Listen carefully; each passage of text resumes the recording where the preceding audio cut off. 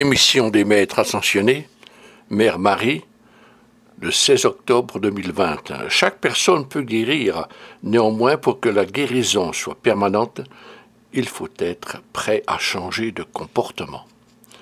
Cœur bien-aimé d'amour, c'est moi, Mère Marie, qui vous salue aujourd'hui par la voix de ce messager. Je vous remercie d'être présent et je vous offre l'amour de la flamme de mon cœur et l'amour de mon Fils Jésus-Christ. Au fil des siècles, Jésus, moi-même et ma mère, grand-mère Anna, et les disciples qui ont atteint leur liberté dans l'Ascension, nous tous avons offert la guérison à des millions de personnes qui ont sollicité notre aide à cet égard. Pourtant, on peut faire tellement plus aujourd'hui. La guérison est accessible à chacun. Je vous encourage à prêter attention aux démonstrations de guérison mentionnées dans les Saintes Écritures durant la vie de mon fils. Souvent, Yeshua disait aux personnes qui bénéficiaient de la main de Dieu par son intervention, « Maintenant, lève-toi, marche et ne pêche plus ». C'étaient les paroles de l'époque. Le terme de péché était un vocable lourd, associé à toutes sortes de connotations. Je préfère le terme « erreur ». Tout le monde commet des erreurs et cela fait partie de la croissance. Mon fils Jésus aurait très bien pu dire aux personnes guéries, sans changer de sens, lève-toi, marche et change de comportement. En d'autres termes, cela relève de la loi cosmique qui détermine la guérison que l'on peut offrir. S'il est de Dieu qui voit tout, c'est que si vous bénéficiez de la guérison d'une source plus élevée, d'un ange, d'un être ascensionné, de Mère Marie, de Jésus-Christ, cet œil qui voit tout sait que, pour que la guérison soit permanente, la personne doit être prête à s'analyser et à reconnaître qu'elle est responsable de l'état nécessitant la guérison. Pour que la guérison soit efficace, acceptée et permanente, il faut donc être prêt à changer de comportement ou d'habitude et à prendre acte du fait que ses antécédents, ses pensées, ses croyances, ses émotions et ses actions comptent des erreurs qui ont engendré les conditions nécessitant la guérison. La guérison est accessible à chacun, mais la grande loi cosmique exige que, une fois la guérison accordée, il faut changer de comportement et se poser la question. Qu'est-ce que, de ma façon de vivre, a causé un état de santé affaibli nécessitant l'intervention d'une force de pouvoir d'un être supérieur? Moi, Marie, vous affirme que vous méritez la guérison, tant il est difficile de vivre dans ce monde sans commettre d'erreurs. Faites appel à moi, à n'importe qui parmi nous, et nous allons vous offrir l'amour de la guérison. Néanmoins, soyez conscients des erreurs que vous auriez pu commettre. Cause première de votre état de santé affaibli ayant requis la guérison. Il est possible que le problème soit dû à quelques croyances, à quelques émotions telles que la honte, la culpabilité, état psychologique susceptible de créer tant de problèmes. Je vous demande d'envisager la guérison, mais prêtez attention aux conseils de mon fils. Lève-toi, marche et corrige-toi, car si tu continues à te comporter comme dans le passé, ton état risque d'empirer. La résurrection est la voie de Jésus-Christ. Je vous salue, Rose de l'Académie de la Rose rayonnante, et que tous ceux qui suivent les enseignements de l'Académie sur YouTube, je vous salue au nom de la résurrection, la voie de Jésus-Christ, celle de la renonciation.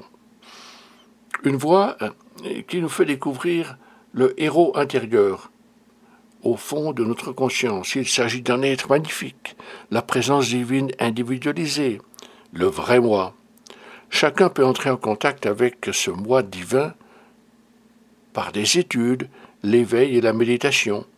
Au cours du périple de la réalisation de soi et de l'actualisation de Dieu, la conscience humaine du moi, fragmentée et fracturée, commence à se dissiper.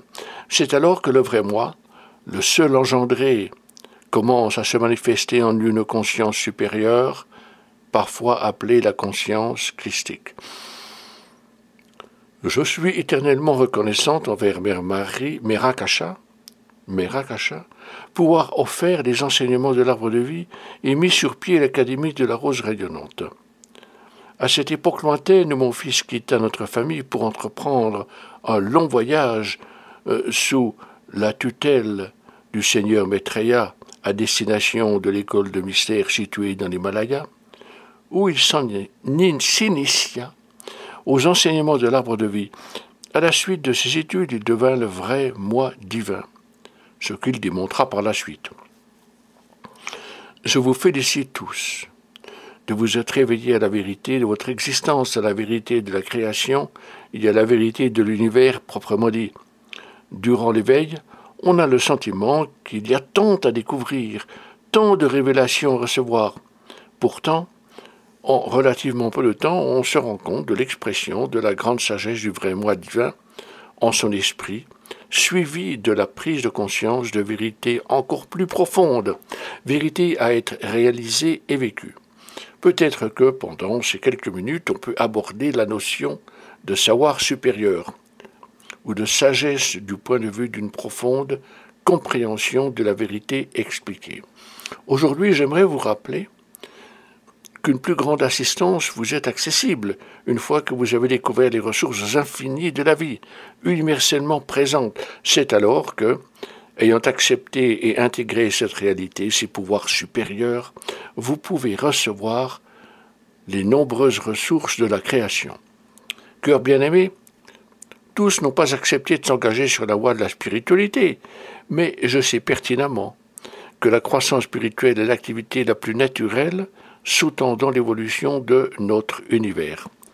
La croissance spirituelle permet à chacun de nous de continuer à évoluer et à devenir l'être de notre destinée, une destinée vouée à la lumière et à l'amour, à une plus grande joie, à la compréhension, à une plus grande abondance, à une énergie illimitée, à la force et à la santé. Il ne s'agit là que des éléments de base.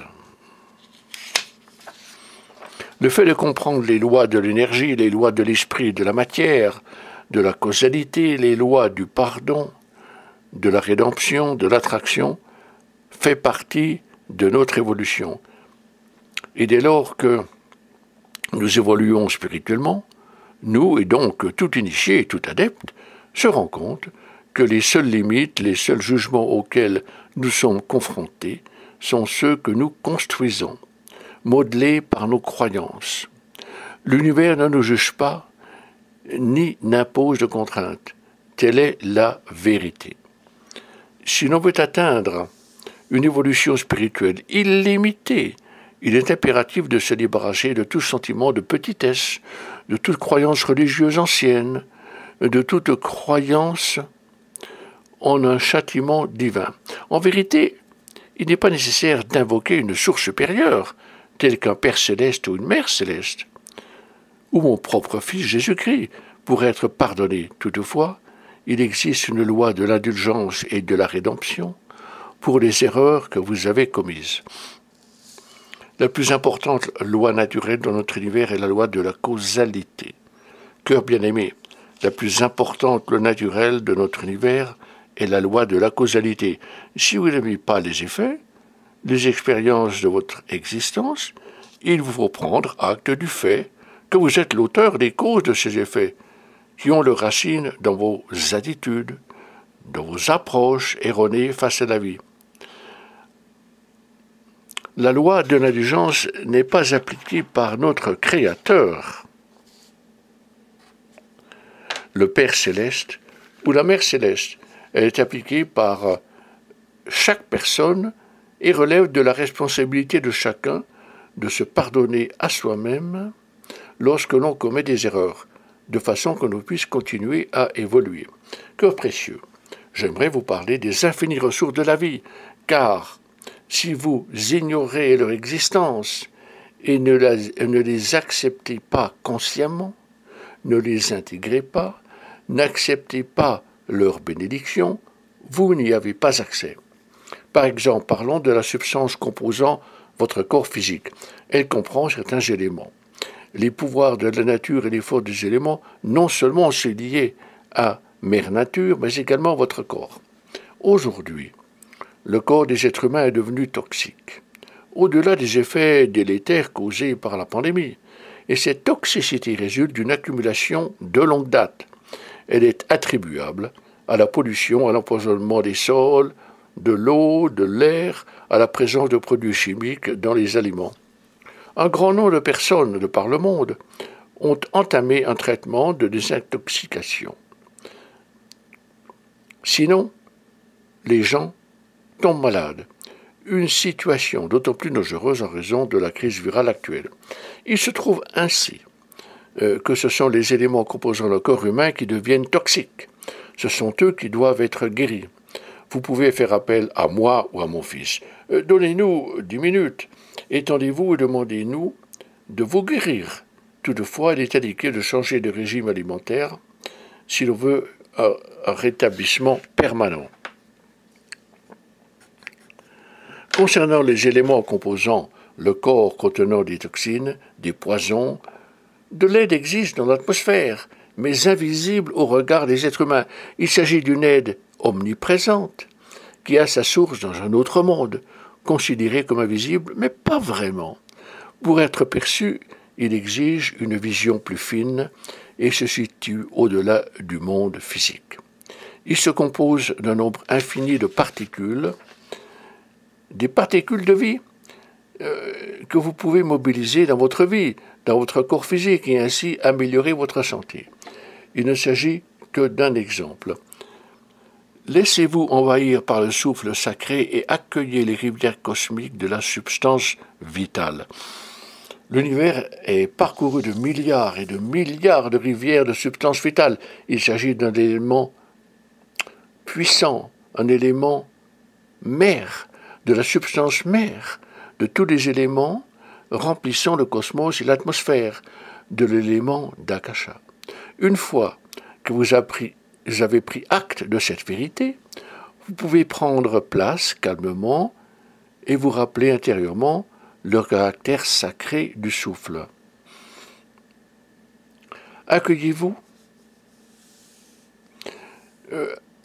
les rivières cosmiques de la substance universelle afin de multiplier celle-ci 1 millier de fois. Accueillez-la donc, mais par la suite levez les bras au ciel et invoquez votre moi supérieur, la puissance je suis, la présence divine, votre ange gardien, afin de restaurer les éléments de votre corps et de guérir ce dernier. Faites cet exercice 1 ou 2 fois par jour, pendant 1, 2 ou 3 minutes. Une fois l'habitude bien ancrée, vous allez ressentir un magnifique bien-être en vous. Il ne s'agit que d'un exemple, cœur bien-aimé. Il existe bien d'autres ressources infinies dans notre univers, telles que le champ quantique, source d'infinie énergie. Il est possible que vous soyez assis tranquillement et preniez conscience d'un problème dans votre vie pour lequel vous souhaitez une solution. Prononcez les paroles suivantes. J'envoie ma conscience dans le champ quantique pour obtenir une solution parmi d'innombrables possibilités d'énergie infinie. Je suis reconnaissant. Puis restez calmement assis pendant quelques minutes et offrez votre amour et votre gratitude pour avoir pu accéder au champ quantique. Quoi d'autre, cœur bien-aimé?